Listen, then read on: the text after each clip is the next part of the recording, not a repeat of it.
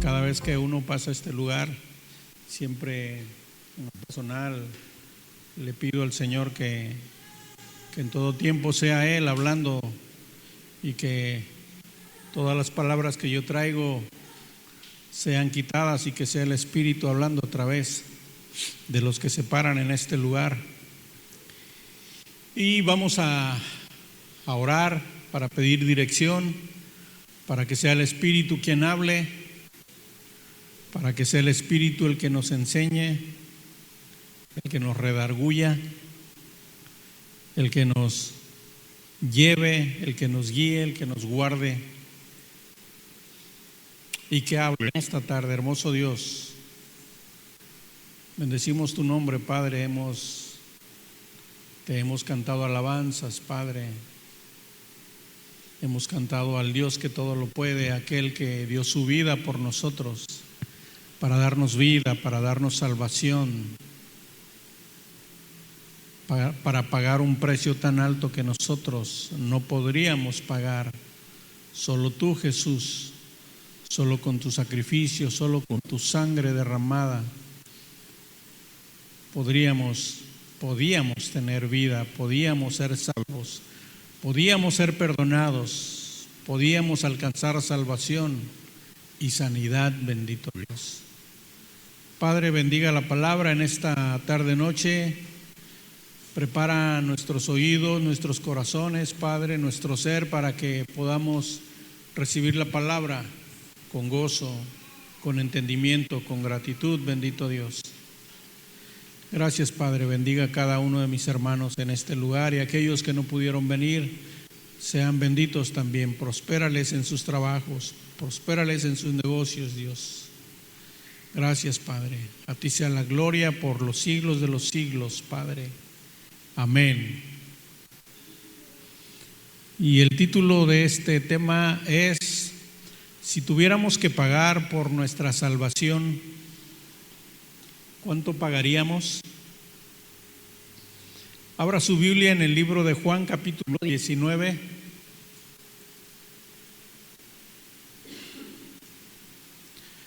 Juan capítulo 19, versículo 30.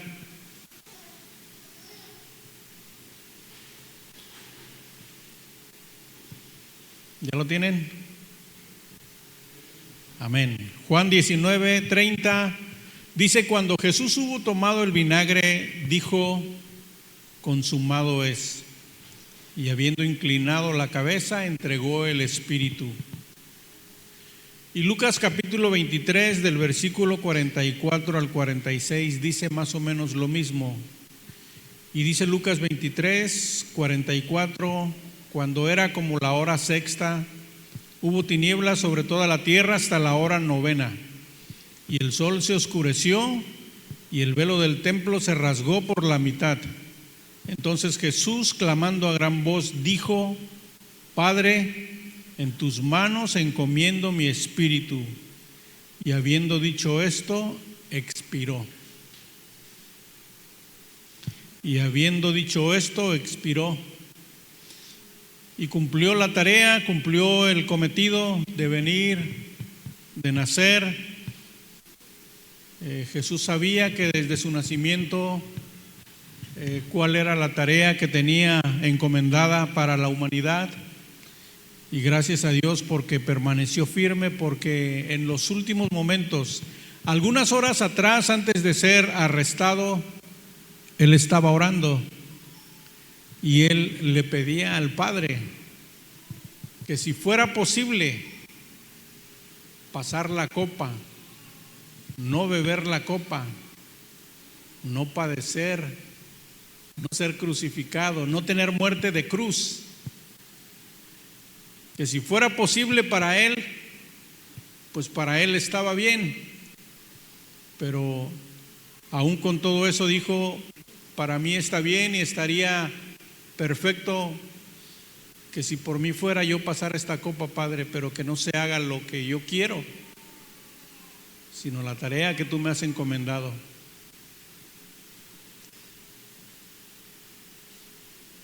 Y Jesús muere en la cruz, es crucificado, es azotado, es abofeteado, es escupido, es torturado, lo hacen cargar la cruz, lo clavan en el madero, le ponen la corona de espinas, le ponen los clavos en sus manos, en sus pies, lo atraviesan con una lanza en su costado y padece todo lo que tiene que padecer por nosotros. Y dice la palabra que aunque siendo aún pecadores, Cristo murió por nosotros. Romanos 5, capítulo 5, versículo 8 dice: mas Dios muestra su amor para con nosotros, en que siendo aún pecadores, Cristo murió por nosotros. Tengo una introducción bastante adecuada para el tema. Este tema lo compartí hace algunos meses en Buenavista, y preparando el siguiente tema que les voy a compartir, Dios mediante, el próximo miércoles, mientras estaba preparando el segundo tema, me acordé de este tema que les estoy compartiendo hoy, y caí en cuenta que el tema que ya tenía preparado era la continuación del tema del día de hoy. Entonces voy a retomar algunas partes, algo de lo que comenté, de lo que compartí en Buenavista. El tema es el mismo, algunos textos son los mismos, no voy a compartir todo, pero sí una parte importante. En la introducción recordaba a la hija de un pastor amigo mío. Este pastor tiene 3 hijas. Una de ellas tenía toda la intención y el deseo de estudiar medicina, y le dijo a su papá: papá, yo quiero estudiar medicina, por favor ayúdame para que pueda conseguir la ficha para poder yo hacer el examen y poder ingresar a la universidad, a la escuela de medicina, porque quiero ser doctora. Y como pudieron, juntaron dinero, estuvieron ahorrando, estuvieron trabajando, y a mí me consta que les costó mucho dinero juntar el dinero únicamente para poder conseguir la ficha para presentar el examen. Escúchenme, únicamente consiguieron la ficha para que su hija tuviera derecho a presentar el examen, únicamente para presentar el examen. No les garantizaban absolutamente nada, solo el derecho de presentar el examen. Y los papás contentos porque ya tenían la ficha para que su hija estudiara, hiciera el examen para medicina. La hija estuvo estudiando, se preparó, estudió mucho, estudió, se desvelaba, investigaba. Y al parecer todo iba muy bien. Al parecer buscó alguna asesoría también para el examen, y la chica pensaba que ya estaba lista y decía: ya estoy lista para el examen, ya estoy lista, estoy preparada. Y llega el día del examen, se presenta el examen, la hija de este pastor, y comienza el examen y comienzan a responder los exámenes. Pasa 1 hora, pasan 2 horas, no sé cuántas horas habrán pasado. Esta chica termina el examen, se levanta y lo entrega al profesor que aplicó el examen y se retiró. A los pocos días pusieron en la escuela unas listas de los que habían aprobado el examen para ingresar a la escuela de medicina. Y va esta chica contenta con sus papás a buscar su nombre en la lista, y empezaron a buscar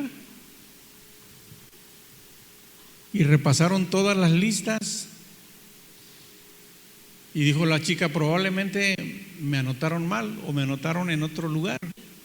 Y volvió a repasar todas las listas de aquellos que habían aprobado el examen para ingresar a la facultad de medicina, y no se encontró, y dijo: algo no está bien. Y volvió a revisar las listas por tercera ocasión, y no se encontró en la lista.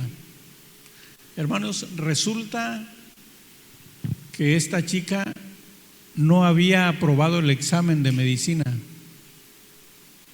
y pagaron 35,000 pesos únicamente para tener derecho al examen para poder ingresar a la facultad, y los 35,000 pesos se perdieron. Y estudió otra cosa. Esta chica ya no pudo estudiar medicina porque no aprobó el examen, pero sin embargo sí le garantizaron un lugar para aplicar el examen, mas no para ingresar, no para quedarse en la escuela, solo para presentar el examen que no aprobó. Y hermanos, pensando en esta historia de esta chica,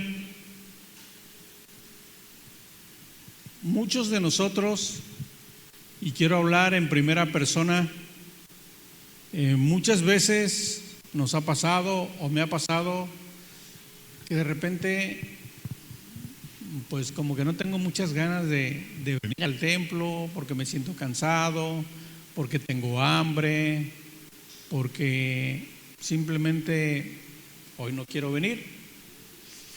Pero sin embargo, lo que acabamos de leer y escuchar atentamente la historia que narraba David acerca de Barrabás, acerca de Jesús. Yo ya había escuchado de que a Jesús le habían fracturado uno de los brazos por la historia que narraba y que la cruz no era de su medida y era un poco más grande. Y sin embargo Jesús ocupó no solo el lugar de Barrabás, ocupó nuestro lugar. Y es muy claro y es muy sabido por todos que el precio que Jesús que pagó por nosotros fue muy grande, tan grande que nadie más podría pagar u ocupar el lugar que Jesús tomó para que nosotros fuésemos libres, fuésemos perdonados, fuésemos salvos y fuésemos llamados hijos de Dios y poder tener la oportunidad de ocupar un lugar en su mesa, en su casa, en su pueblo. Entonces, esas cosas definitivamente no tienen precio, hermano.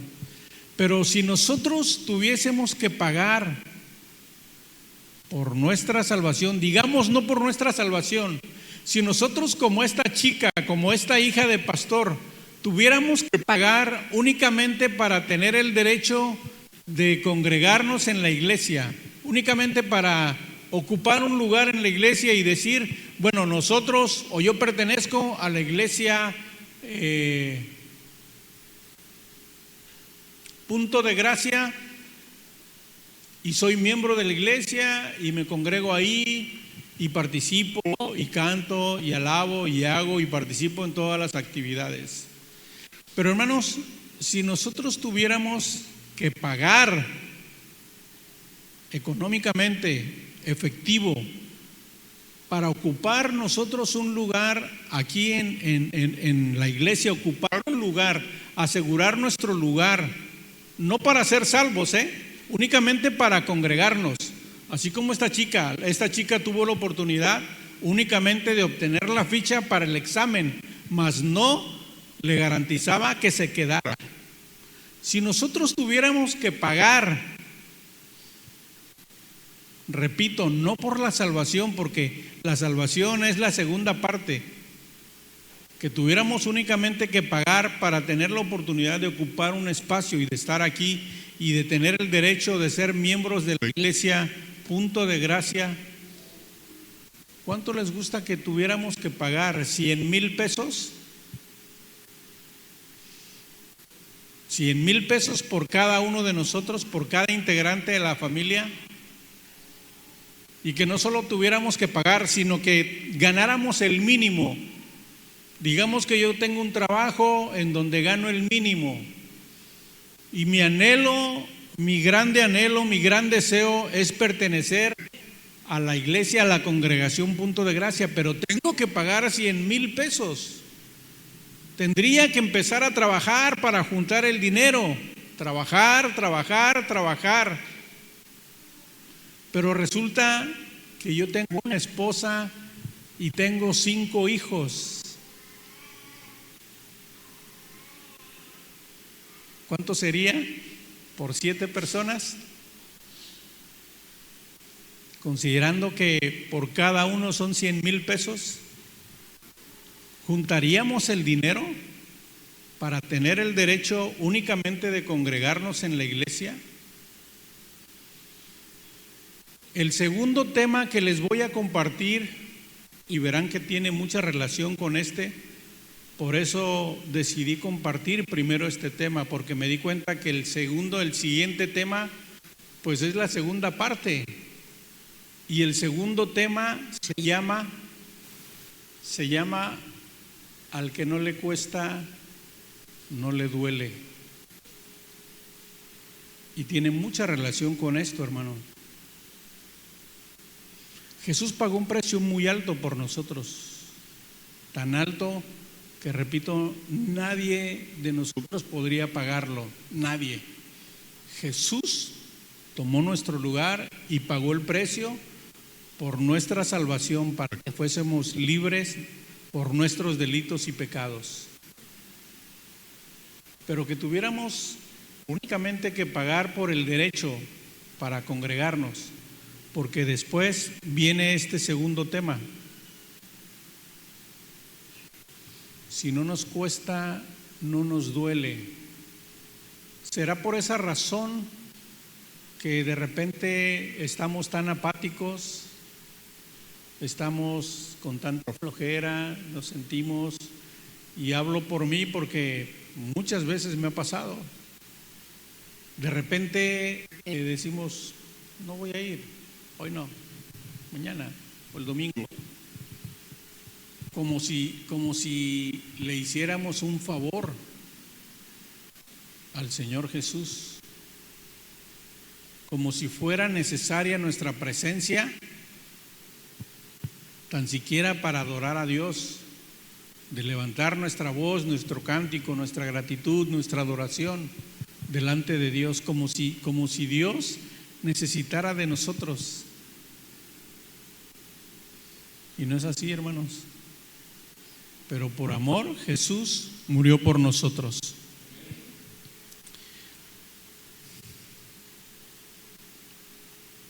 Abra su Biblia en Santiago capítulo 2.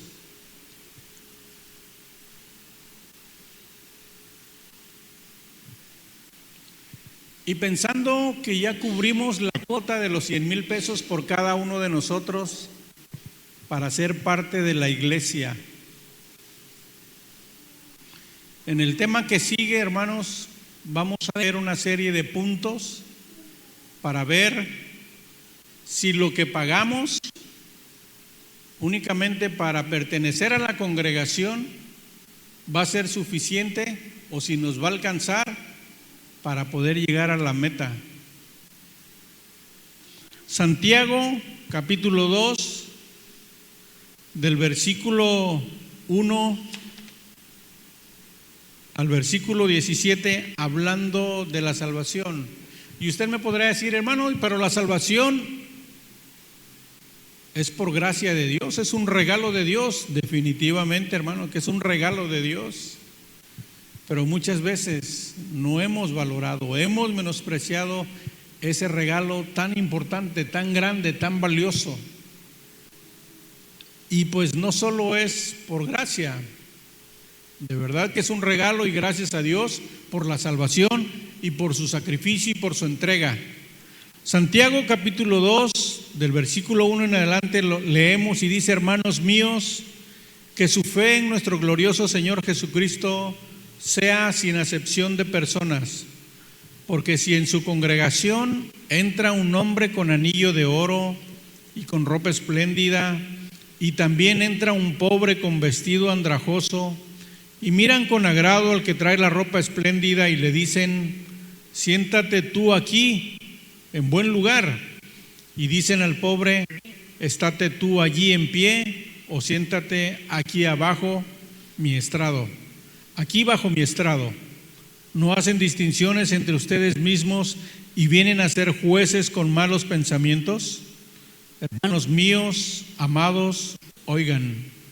¿No ha elegido Dios a los pobres de este mundo para que sean ricos en fe y herederos del reino que ha prometido a los que le aman?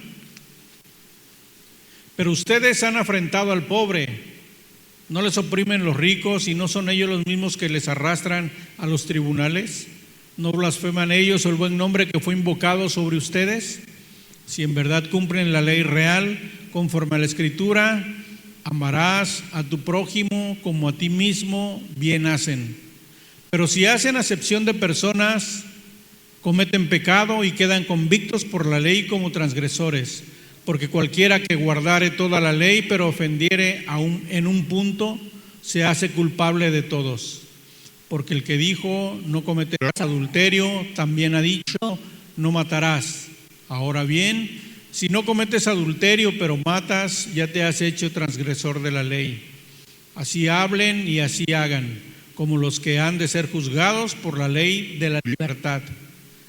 Porque juicio sin misericordia se hará con aquel que no hiciere misericordia, y la misericordia triunfa sobre el juicio. Y del versículo 13, hermanos, encontré una historia que la quiero compartir porque encaja como anillo del dedo sobre la segunda parte de este versículo. El versículo 13 lo voy a repetir, dice: porque juicio sin misericordia se hará con aquel que no hiciere misericordia. Y la segunda parte de este texto dice: y la misericordia triunfa sobre el juicio. Voy a compartir la cita, vayan buscándola, está en 1 Samuel capítulo 14 y termino la lectura. Dice el versículo siguiente: hermanos míos, ¿de qué aprovechará si alguno dice que tiene fe y no tiene obras? ¿Podrá la fe salvarle?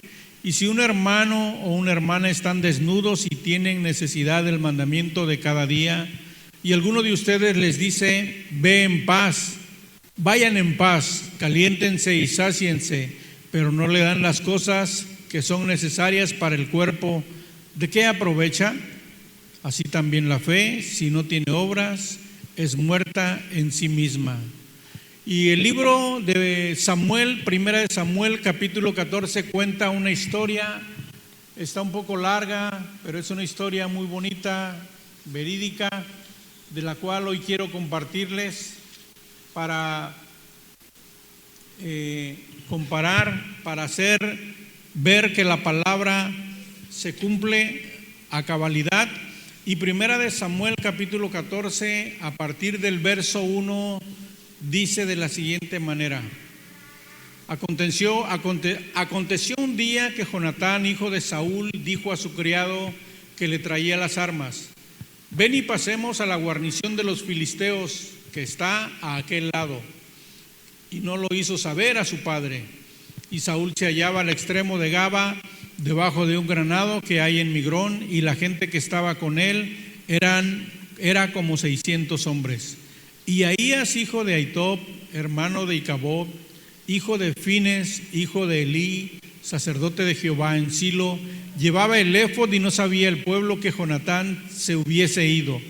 Y entre los filisteos, por donde Jonatán procuraba pasar a la guarnición de los filisteos, había un peñasco agudo de un lado y otro del otro lado. El uno se llamaba Boses y el otro Sene. Uno de los peñascos estaba situado al norte, hacia Migmas, y el otro al sur, hacia Gaba. Dijo pues Jonatán a su paje de armas: ven, pasemos a la guarnición difícil, a la guarnición de estos incircuncisos. Quizá haga algo Jehová por nosotros, pues no es difícil para Jehová salvar con muchos o con pocos, dijo Jonatán. Y su paje de armas le respondió: haz todo lo que tienes en tu corazón. Ve, pues aquí estoy contigo a tu voluntad. Dijo entonces Jonatán: vamos a pasar a esos hombres y nos mostraremos a ellos.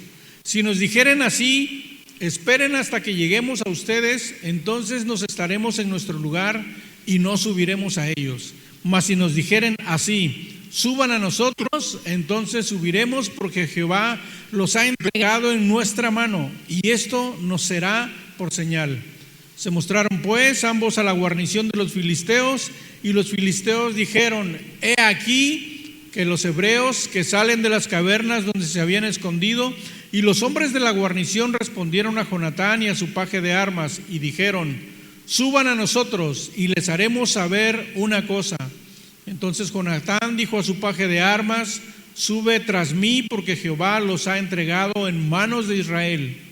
Y subió Jonatán trepando con sus manos y sus pies, y tras él su paje de armas. Y los que caían delante de Jonatán, su paje de armas que iba tras él, los mataba.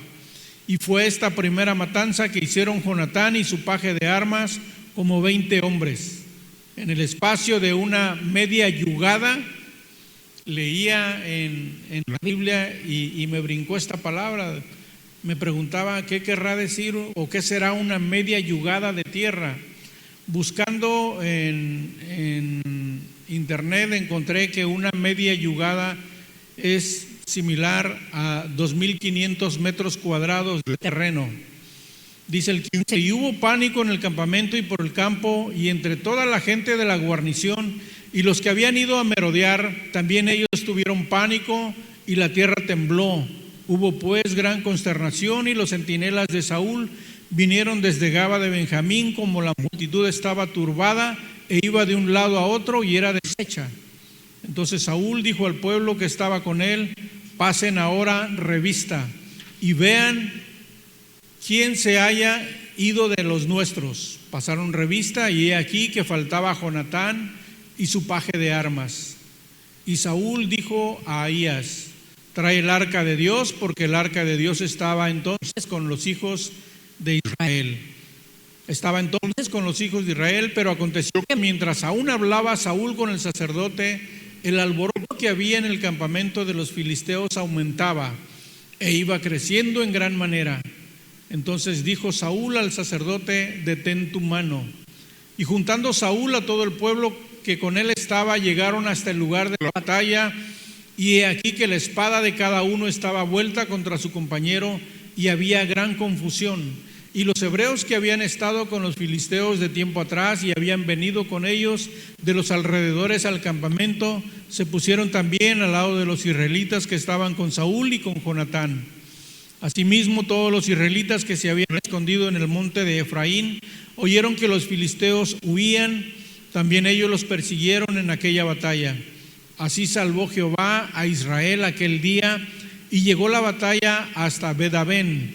Pero los hombres de Israel fueron puestos en apuros aquel día, porque Saúl había juramentado al pueblo diciendo: cualquiera que coma pan antes de caer la noche, antes que haya tomado venganza de mis enemigos, sea maldito, dijo Saúl.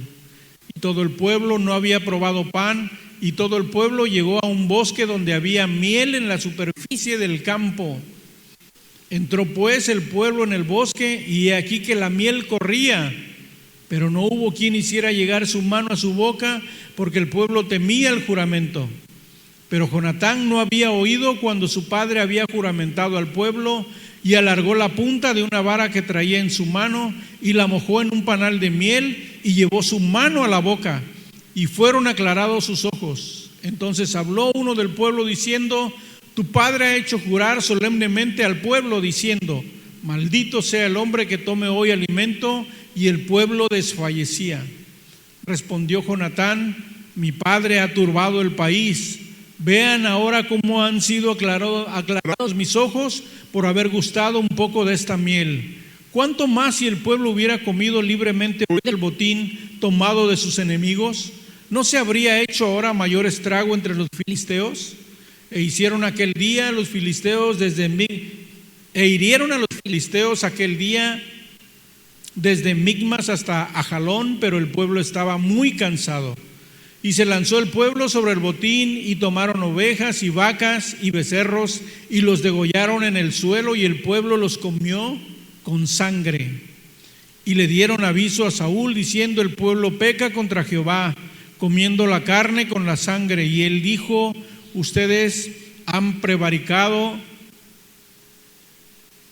ruédenme ahora acá una piedra grande.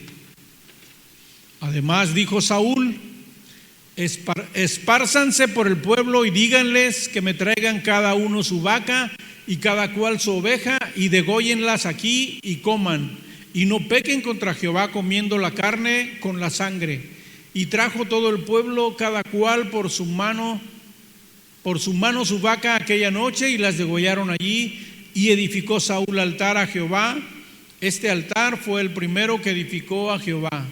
Y dijo Saúl: descendamos de noche contra los filisteos y los saquearemos hasta la mañana, y no dejaremos de ellos ninguno. Y ellos dijeron: haz lo que bien te pareciere. Dijo luego el sacerdote: acerquémonos aquí a Dios. Y Saúl consultó a Dios: ¿descenderé tras los filisteos? ¿Los entregarás en mano de Israel? Mas Jehová no le dio respuesta aquel día. Entonces dijo Saúl: vengan acá todos los principales del pueblo, y sepan y vean en qué ha consistido este pecado hoy. Porque vive Jehová que salva a Israel, que aunque fuera en Jonatán mi hijo, de seguro morirá. Y no hubo en todo el pueblo quien le respondiese. Dijo luego a todo Israel: ustedes estarán a un lado, y yo y Jonatán mi hijo estaremos al otro lado.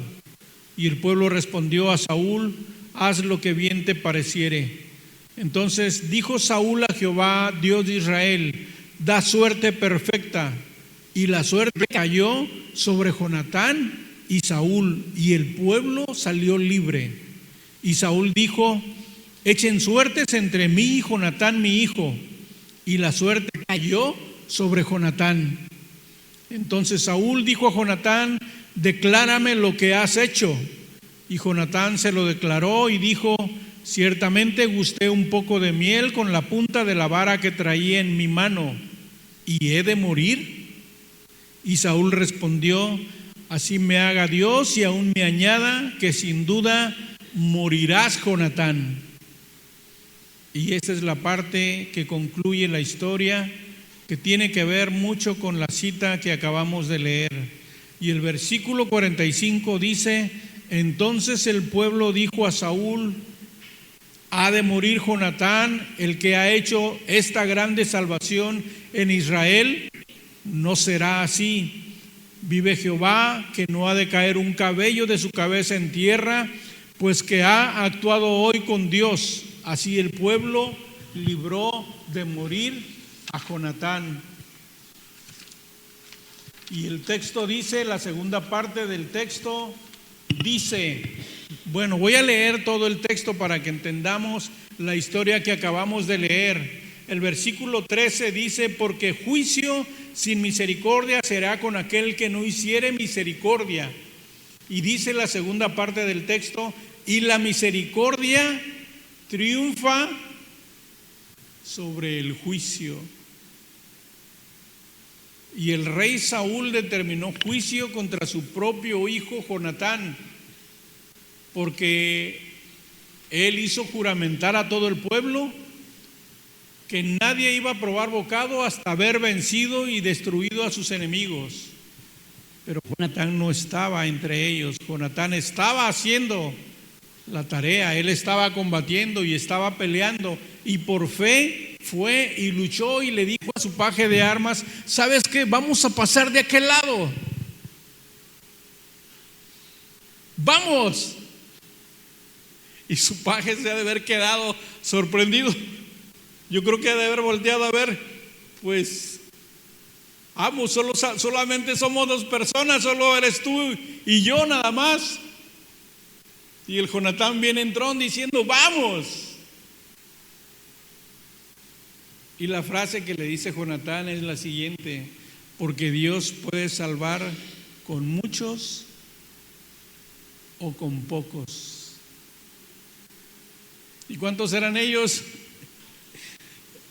Eran únicamente dos, pero no iban solos. El Señor iba con ellos.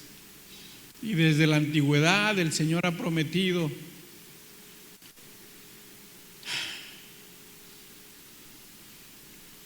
que Él va a pelear nuestras batallas. que no estaremos solos.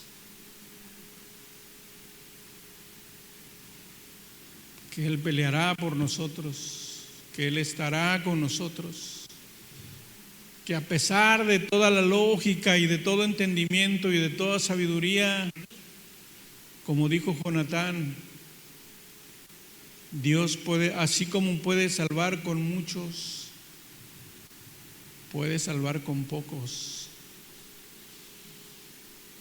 Y este hombre se levantó en armas y definitivamente, hermanos, la Biblia no lo menciona, pero se percibe, se ve, se entiende de que Jonatán era un hombre que le creía a Dios, sabía quién era Dios, sabía que creía en el Dios vivo, en el Dios que todo lo puede, en el Dios que pelea todas las batallas y que gana todas las batallas, y dijo: pues en el nombre de Jehová de los ejércitos vamos a subir y vamos a vencer y vamos a destruir a nuestros enemigos. Y este hombre subió Jonatán con su paje. Dice la Biblia que los que él se iba echando, que Jonatán se iba echando y no se morían, caían, y el paje iba detrás de Jonatán, y los que caían, venía el paje y los remataba. Y hermanos, Dios le dio victoria a este hombre, a este joven, al hijo del rey Saúl. Y hermanos, este hombre andaba haciendo su tarea, andaba peleando, andaba luchando en contra de sus enemigos. Y Jonatán nunca escuchó cómo había juramentado su padre al pueblo. Y definitivamente, en la sabiduría de Jonatán, dijo: ha hecho muy mal mi padre, porque el pueblo desfallece, el pueblo tiene hambre, el pueblo tiene sed.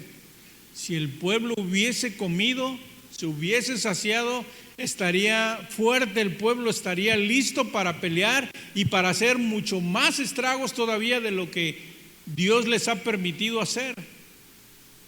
Y hermanos, por la mala decisión del rey Saúl, por no permitir que el pueblo comiera, por haber juramentado al pueblo, el pueblo iba a la guerra peleando con hambre, con debilidad, con cansancio.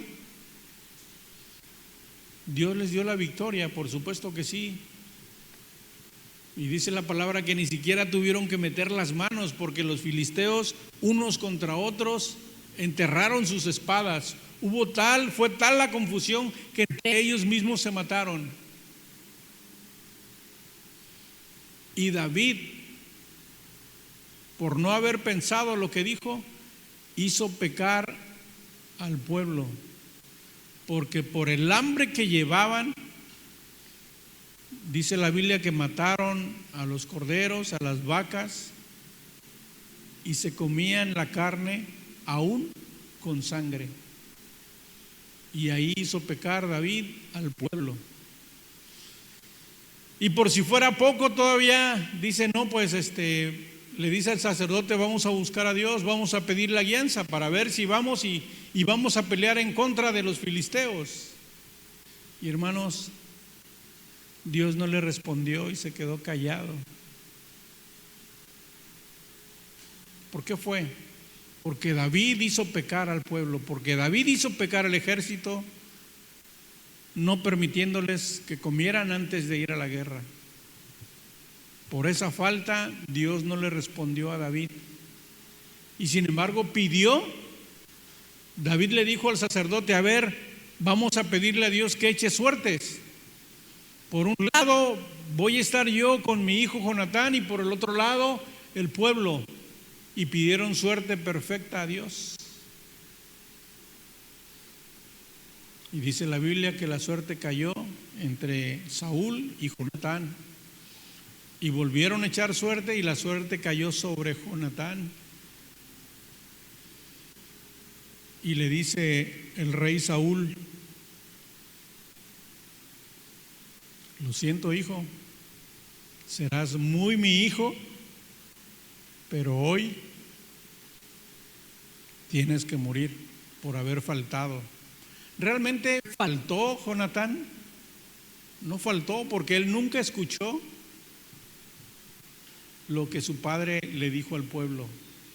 Así que él no faltó y sin embargo él hizo su parte. Y hermanos, lo hermoso de esta historia es de que el mismo pueblo aboga por Jonatán, porque el pueblo sabía de dónde venía Jonatán. Yo creo que el paje se encargó de comunicar a todo el pueblo de cómo Dios les había dado la victoria con aquellos 20 hombres que Dios les había entregado y cómo Dios les había guardado y los había traído de vuelta al campamento.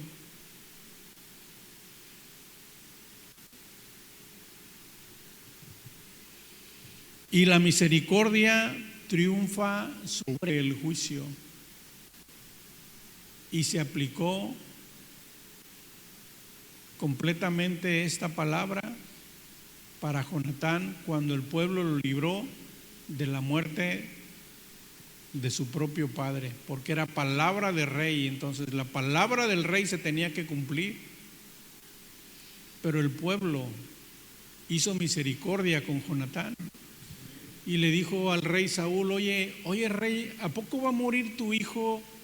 Porque mira, para empezar, él no escuchó, él no estaba en el campamento cuando tú hiciste jurar, cuando tú juramentaste al pueblo, tu hijo no estaba con nosotros, él no faltó, él no pecó, y sin embargo Dios lo usó y le dio la victoria, y peleó y salió vencedor, y he aquí con nosotros, y tú ahora le quieres dar muerte. Y el pueblo hizo misericordia con Jonatán. Pero bueno, hermanos, realmente nosotros hacemos misericordia. Es una práctica entre nosotros o entre el pueblo, entre los vecinos, entre los amigos, entre los compañeros, el que de repente hagamos misericordia.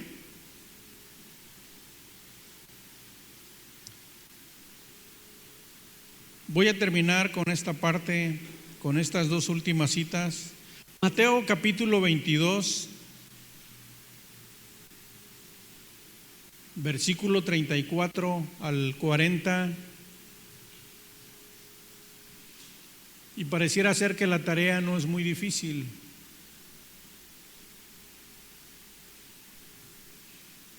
Sobre todo el hacer misericordia. Mateo capítulo 22, del versículo 34 al 40, dice la palabra: entonces los fariseos, oyendo que había hecho callar a los saduceos, se juntaron a una, y uno de ellos, intérprete de la ley, preguntó por tentarle diciendo: Maestro, ¿cuál es el gran mandamiento en la ley? Jesús le dijo: amarás al Señor tu Dios con todo tu corazón y con toda tu alma y con toda tu mente. Este es el primer y grande mandamiento, y el segundo es semejante: amarás a tu prójimo como a ti mismo. De estos dos mandamientos depende toda la ley de los profetas. Y al final Jesús resumió los 10 mandamientos en dos. El primero decimos que lo cumplimos, decimos que amamos a Dios. Y todo mundo dice que ama a Dios. Todo mundo decimos que amamos a Dios. Pero así como amamos a Dios, podemos amar a nuestro prójimo. Entre las cosas, si nosotros comprásemos, si nosotros realmente pagáramos por nuestra salvación o por ocupar un lugar en la iglesia, ¿realmente creen ustedes que descuidaríamos tanto el asistir, el hacer, el trabajar, el compartir, el buscar de Dios? No sé, todo lo que implica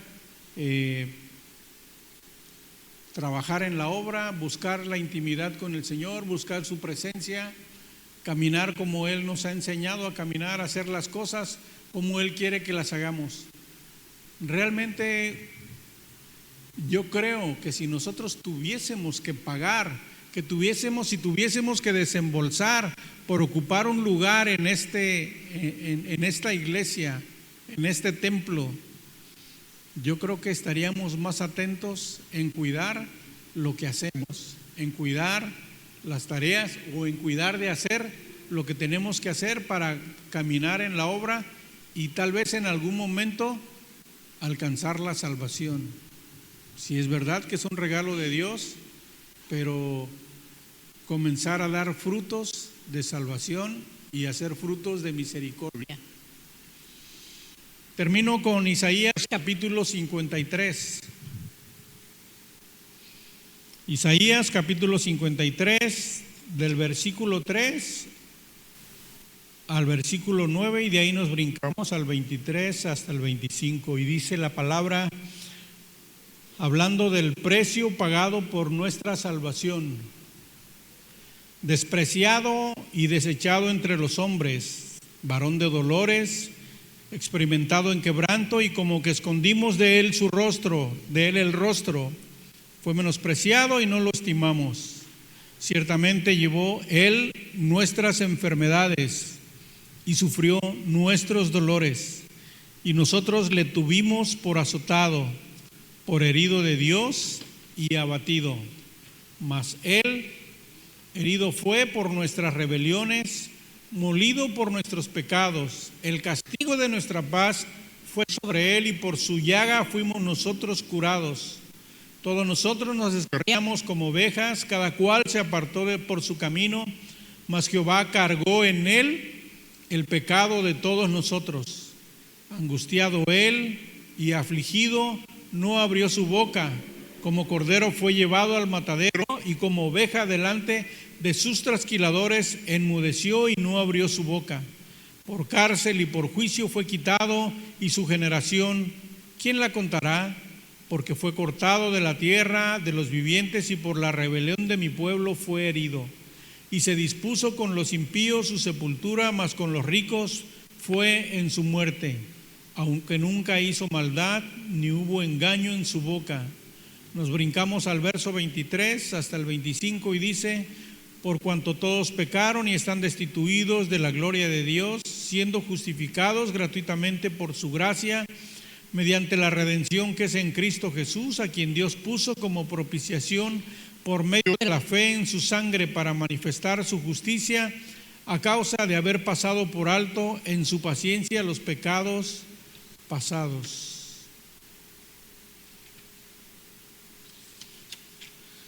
Y hermanos, definitivamente Jesús pagó un alto precio por nuestra salvación. Mi esposa está leyendo un libro que nos prestó el pastor, yo estoy leyendo otro, y el libro que leía mi esposa trae varias preguntas, y hubo una pregunta que me compartió, y hoy se las comparto a ustedes y se las dejo ahí solo para que el Espíritu les dé la respuesta.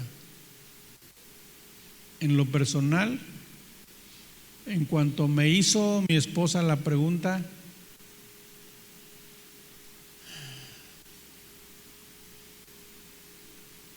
me sentí muy avergonzado, porque mi espíritu, mi ser, mi alma, mi mente, mi corazón sabían la respuesta, y no podía mentir. Y la verdad me caló mucho la pregunta. Me caló la pregunta y me dolió más porque no tenía la respuesta. Y hoy se las comparto para que el Espíritu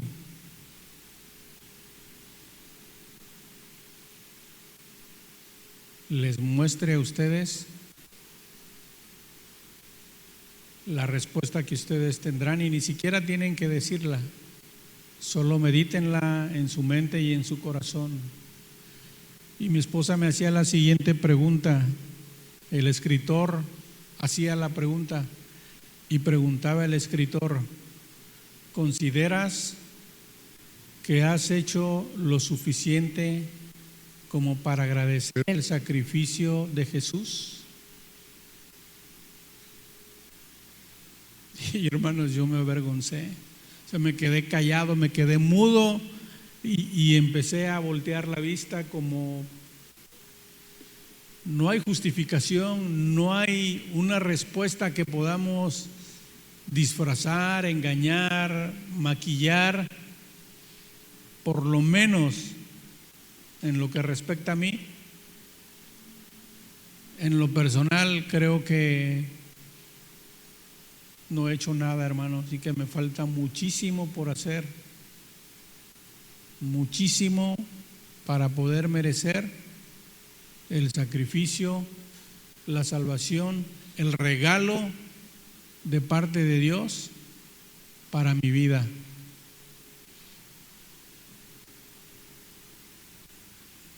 Y no pude responder, no le respondí, pero yo creo que mi silencio habló más que mis palabras. Y hermanos, les comparto hoy la pregunta. Probablemente su respuesta sea buena o sea mejor que la mía. Vamos a agradecer al Señor por la palabra. Señor, te damos gracias, Padre.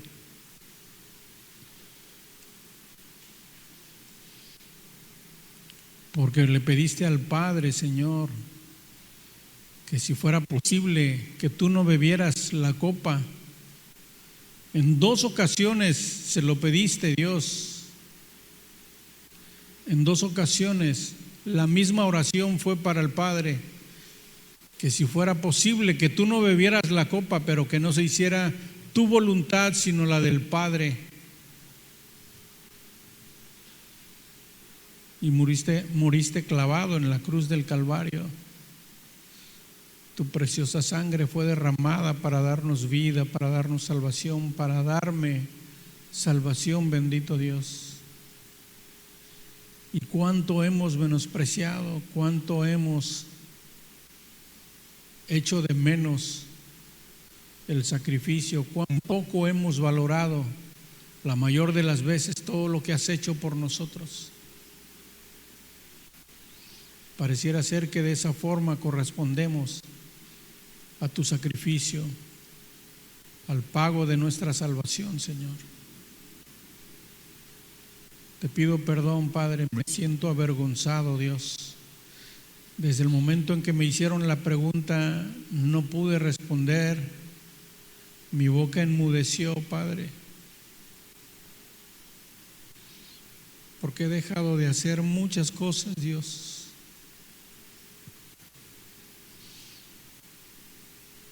Porque he dejado de hacer. Y lo más triste de todo es que yo lo sé. No sé cuál sea la condición y la situación de mis hermanos, pero en lo que respecta a mí, Señor Jesús, me he sentido muy avergonzado y muy apenado por no tener una respuesta para esa pregunta, porque conozco la respuesta, porque no es una respuesta que me pueda enorgullecer, que me pueda sentir, que me pueda hacer sentir satisfecho, contento o digno o merecedor, Padre. Te pido perdón, Señor, porque he fallado, porque he faltado, porque he menospreciado el sacrificio, Padre. Porque día con día te fallo, Dios, y sin embargo aún tienes misericordia, aún me sigues amando con ese amor, bendito Dios.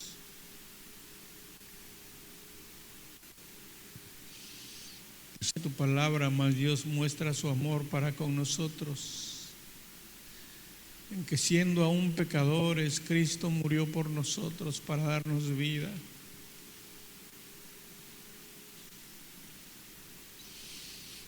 Perdóname, Padre. Perdóname, Señor Jesús. Enséñame a caminar, enséñame a valorar, enséñame, Señor, a reconocer, bendito Dios, tu inmenso sacrificio, tu salvación, tu preciosa sangre, Padre, que limpia, que salva, que sana, bendito Dios, que da vida, que transforma las vidas, Dios bendito. Gracias, Padre, por este tiempo y por este momento y por cada uno de tus hijos, Padre, que ha escuchado la palabra, Dios. Te damos gracias, Dios, en el precioso nombre de tu Hijo Jesucristo, ese nombre que es sobre todo nombre, Padre. Gracias, Señor Jesús. Amén.